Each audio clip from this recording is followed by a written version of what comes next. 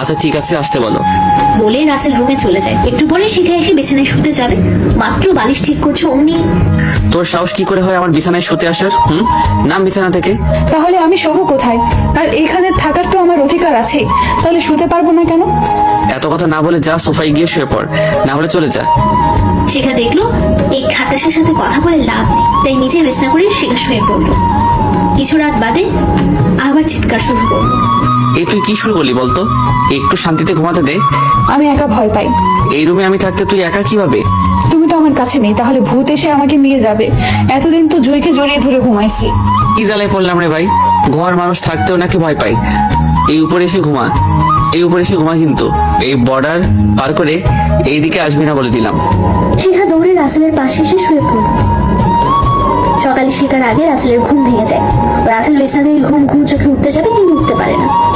কেন উঠতে পারছে না সেটা দেখার জন্য তাকাতে অবাক হয়ে যায়, কেননা সকালে শিখার আগে রাসেলের ঘুম ভেঙে যায়। রাসেল বিছানা থেকে ঘুম ঘুম চোখে উঠতে যাবে, কিন্তু উঠতে পারে না। কেন উঠতে পারছে না সেটা দেখার জন্য তাকাতে অবাক হয়ে যায় রাসেল, কেননা শিখা ওর বুকে মাথা রেখে আষ্টে পৃষ্ঠে জড়িয়ে ধরে ঘুমিয়ে আছে। এমন ভাবে জড়িয়ে ধরেছে যেন ছেড়ে দিলেই হারিয়ে যাবে। খুব মায়াবী লাগছে শিখাকে। ঘুমন্ত অবস্থায় একটা মেয়েকে যে এতটা সুন্দর লাগে সেটা রাসেল আজ প্রথম দেখলো। রাসেল আস্তে করে শিখার কপালে একটা ভালোবাসার পরশ এঁকে দেয়, এমন ভাবে যেন বুঝতে না পারে।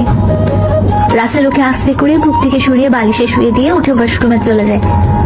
এদিকে শেখার ঘুমটাও ভেঙে যায়।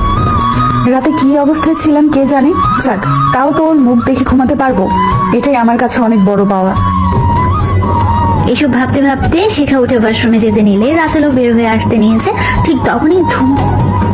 কি ভাবছেন আপনারা, শিখা পড়ে গেছে?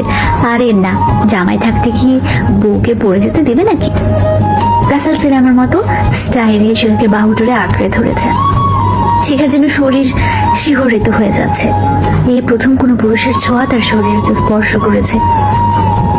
এদিকে রাসেলের তো খুশিও লাগছে, আবার রাগও কন্ট্রোল করতে পারছে না, তাই শিখাকে ছেড়ে দিয়ে ঠাস ঠাস করে লাগিয়ে দিল। চোখ কি ফ্রিজে রেখে চলাফেরা করস নাকি? আর আমার ওয়াশরুমে কেন যাচ্ছিস?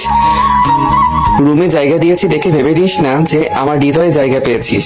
ভুলেও কখনো আমার ব্যবহার করার কোনো জিনিস ধরার সাহস করবি না, কথাটা যেন মনে থাকে। তুমি আমার সাথে কেন এমন করো? আমি সত্যিই তোমাকে অনেক বেশি ভালোবাসি। আমাকে কি ক্ষমা করা যায় না? কি করলে ক্ষমা পাবো তোমার থেকে?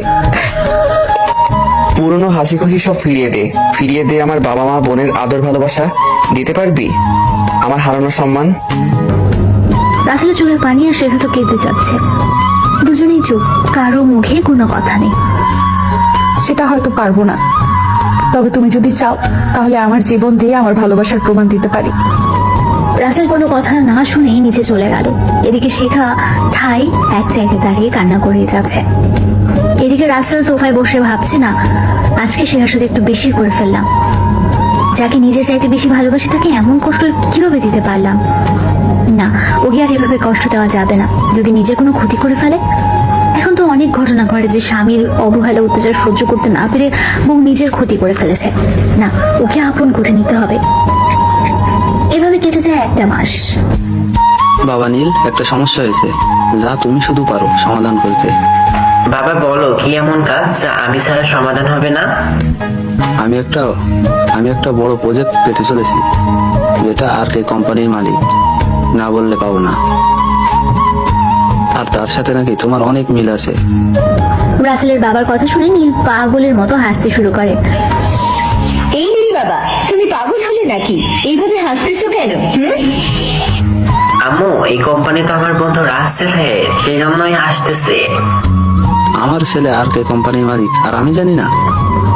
ছেলে কথাটি শুনে নীল সহ নীলার স্বামী অবাক হয়ে যায়। নীলা তো আগে থেকেই জানে। বাবা, রাসেল আপনার ছেলে মানে কে? আমি তো কিছুই বুঝতে পারতেছি না। রাসেল বাবা আমার ছেলে, তারপর সবকিছু খুলে বলে। এত কিছু হলো আর রাসেল আমাকে একটুও জানালো না, ওর সাথে আর কথাই নেই। তখনই রাসেল সিঁড়ি দিয়ে নিচে নামতে লাগলো। কে কার সাথে কথা বলবে না শুনি একটু? তুই জুবিয়ার ভাই, সেটা আগে বলস নাই কেন? সেটা আগে বল। এই রে পাগলা খেপেছে, তোকে বলি নাই কারণ তুই